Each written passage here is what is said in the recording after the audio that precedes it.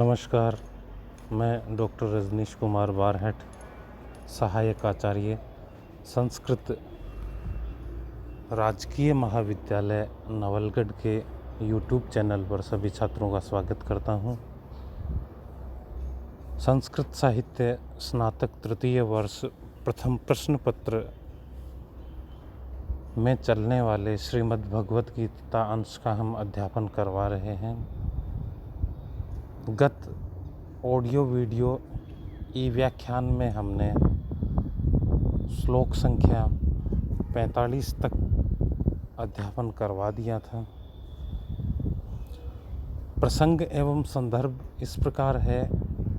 गीता के द्वितीय अध्याय में युद्ध से विमुख अर्जुन को युद्ध भूमि में ही श्री कृष्ण द्वारा कर्तव्य मार्ग पर बढ़ने का, नीति एवं धर्म मार्ग पर अग्रसर होने का महत्वपूर्ण उपदेश दिया जाता है, जो गीतोपदेश नाम से विख्यात है।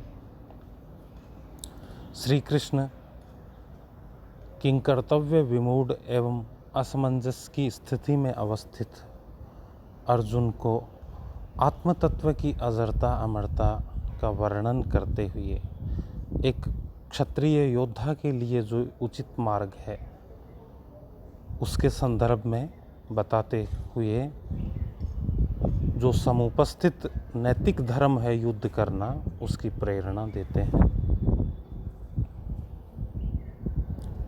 और उसी कर्म योग पर आगे बढ़ते हुए अब श्लोक संख्या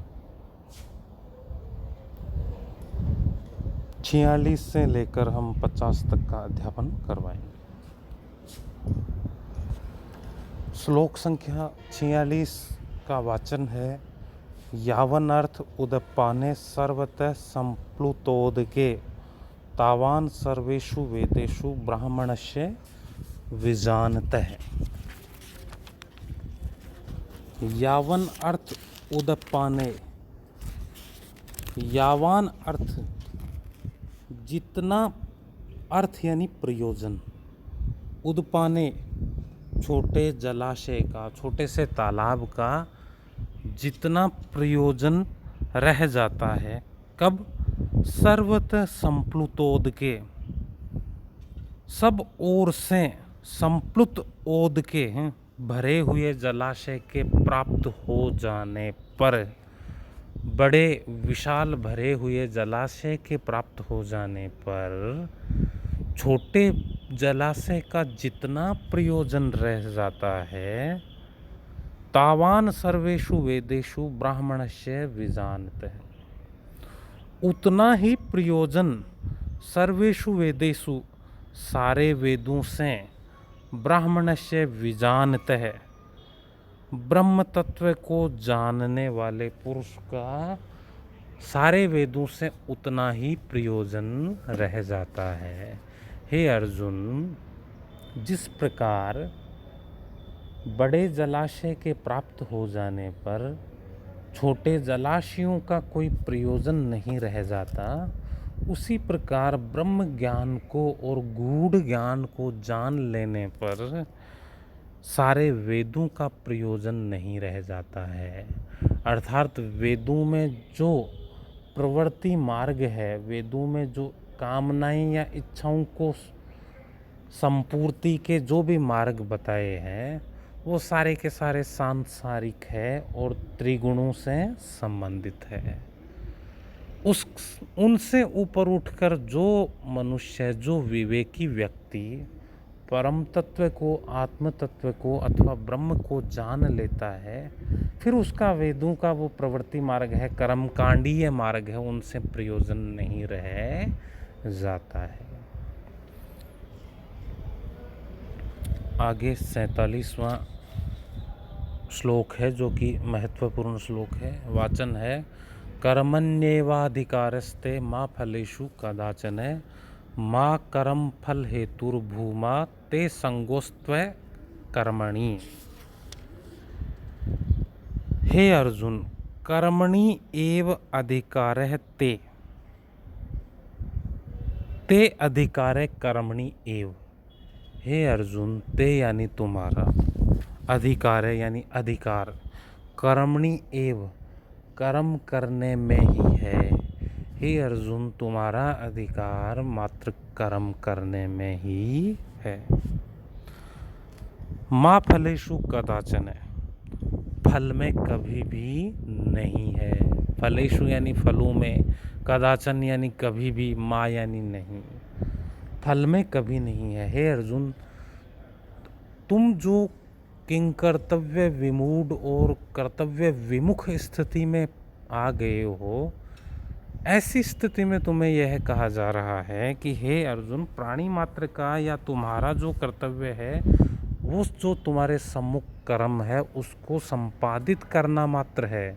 उसका फल क्या होगा, वो कर्म फलीभूत होगा या नहीं होगा, उस फल के विषय में तुम्हारा अधिकार नहीं है।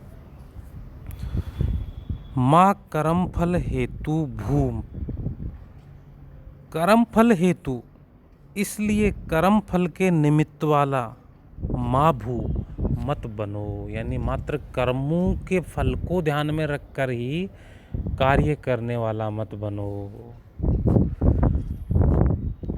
ते संगोस्त्व कर्मणि, ते संगः अस्तु अकर्मणि, ते अकर्मणि संगः माँ अस्तु, और तुम्हारा कर्म न करने में भी प्रवृत्ति नहीं हो। यहाँ कुछ महत्वपूर्ण बातें हैं। पहली बात यह है कि कर्म करना ही मनुष्य का अधिकार है। दूसरी, फल की इच्छा करना नहीं। तीसरी बात है कि फल की इच्छा से प्रेरित होकर तुम्हें कर्म नहीं करना है। चौथी बात क्या है, यदि ये तीनों बात ये व्यक्ति के मन में आती है तो वो कर्म से कहीं विमुख न हो जाए, अप्रवृत्त न हो जाए कि मैं काम करूं ही क्यों, जब फल की इच्छा ही नहीं रखूं तो फिर कार्य क्यों करूं। तो वो आगे चौथी बात कह रहे हैं, ते अकर्मणि संगः माँ अस्तु, कर्म न करने में भी या कर्म का त्याग करने वाला भी तू मत बन। अर्थात कर्म तो करना ही करना है, लेकिन फल की इच्छा न रखते हुए, अनासक्त रहते हुए कर्म करना है। आगे 48वां श्लोक है, योगस्थ कुरु कर्मणि संगम त्यक्त्वा धनंजय, सिद्ध्य सिद्ध्यो समो भूत्वा समत्वम योग उच्यते। यह भी महत्वपूर्ण श्लोक है। धनंजय, हे धनंजय अर्जुन, योगस्थ कुरु कर्मणि संगम त्यक्त्वा, योगस्थ योग में स्थित होकर, कुरु करो, कर्मणि कर्मों को, संगम त्यक्त्वा आसक्ति को त्याग करके। हे अर्जुन, आसक्ति को त्याग करके योग में स्थित होकर कर्मों को करना चाहिए। सिद्ध्य सिद्ध्यो समो भूत्वा समत्वम योग उच्यते, सिद्धि और असिद्धि में समान होकर जो कर्मों को करता है, उस समत्व को ही योग उच्यते, योग कहा जाता है। अर्थात फल क्या होगा, कर्म सिद्ध होगा या नहीं होगा, या अथवा असिद्ध होगा, इनमें जो समान चित्त वाला होकर कर्म करता है, ऐसे ही कर्म को गीता में योग कहा गया है। छोटे प्रश्नों में पूछा जाता है, गीता के अनुसार योग क्या है, उत्तर होगा समत्वम योग उच्यते, समत्व ही योग है। समत्व योग क्या है, समत्व योग यानी आसक्ति को त्याग कर सिद्धि और असिद्धि में समान चित्त वाला होकर, योगस्थ होकर कर्म करना ही समत्व योग कहा गया है।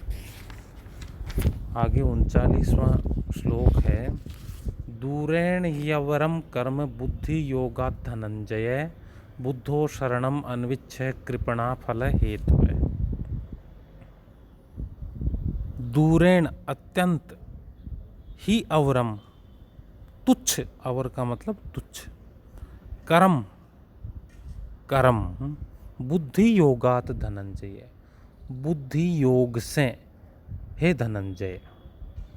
अन्वित अर्थ है हे धनंजय, बुद्धि योगात यानी बुद्धि योग से, कर्म दूरेण अवरम, जो कर्म है वो अत्यंत तुच्छ है। बुद्धि की अपेक्षा जो कर्म है वो क्या है, निम्न श्रेणी का अथवा अवर श्रेणी का या तुच्छ है। इसलिए बुद्धो शरणम अन्विच्छ कृपणा फल हेतु है। इसलिए हे अर्जुन, तुम बुद्धि की शरण में जाओ, बुद्धि योग का आश्रय ग्रहण करो। कृपणा फल हेतवे, फल हेतवे फल की इच्छा रखने वाले। कृपणा लोग तो कैसे होते हैं, कृपण होते हैं, जो फल की वासना रखते हैं, फल की इच्छा से प्रेरित होकर मात्र कर्म करते हैं, वे लोग तो कृपण होते हैं। इसलिए हे अर्जुन, तुम बुद्धि योग को ग्रहण करो, बुद्धि योग का आश्रय, उसकी शरण को प्राप्त करो, क्योंकि बुद्धि योग है वो कर्म से श्रेष्ठ माना गया है। आगे 50वां श्लोक है, बुद्धि युक्तो जहाती है उभे सुकृत दुष्कृते, तस्मात् योगाय युज्यस्व योगे कर्मसु कौशलम। बुद्धि युक्तो जहाती है, बुद्धि युक्त मनुष्य, जहाती यानी छोड़ देता है, यह इस लोक में, उभय यानी दोनों को, सुकृत दुष्कृते अच्छे कार्य और बुरे कार्य दोनों को ही जो बुद्धिमान व्यक्ति है इसी लोक में छोड़ देता है। तस्मात् योगाय युज्यस्व, इसलिए हे अर्जुन, योग के लिए युज्यस्व यानी तैयार हो जा। योग है कर्मसु कौशलम, अब वो योग क्या है, योग है कर्मसु कौशलम, कर्मों में कुशलता ही योग है। जो सांसारिक, जो मानव, जो प्राणी के कर्म है उनका कुशलता पूर्वक निर्वहन ही योग कहा गया है। इसलिए हे अर्जुन, तू उस योग के लिए सन्नद्ध हो जा, तैयार हो जा। और बुद्धिमान मनुष्य को पाप और पुण्य, अच्छे और बुरे दोनों ही कार्य बांधते नहीं है, वह दोनों ही कार्यों को इसी लोक में छोड़ जाता है, उसके लिए वह कर्म बंधन का कार्य नहीं करते।